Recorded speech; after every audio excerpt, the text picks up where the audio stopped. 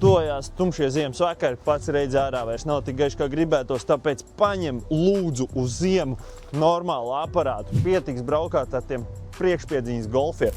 Paņem normāli pakaļpiedziņas bembīti zelta krāsā, kas izceļās tumšajos ziemas vakaros. Tu viņu atbloķē un opā, redzēji šito? Laterna zem ručkām, tur ir laterna zem ručkām.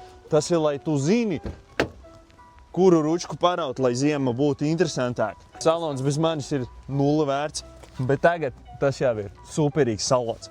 Balta koža, manuālis, automātiskās gaismiņas, klimats, beņķa apsilde, ekrāniņš, 4 elektriskie lodziņi. Nu, viss standartiņā. Bet pats galvenais vecīt, viegli bleķa diski. Tu saproti šito? Redzi šito? Nu atnes to, ko tu kautreiz to savu klameru, reku šitā riktīgi iebāz, redzi? Leidiņi, zini, ko tas nozīmē? Šis ir facelifta modelītis. Nu, un, protams, mazgājumi izpūtējis katrai mašīnai, lai tev būtu pārsteigums pēc gada.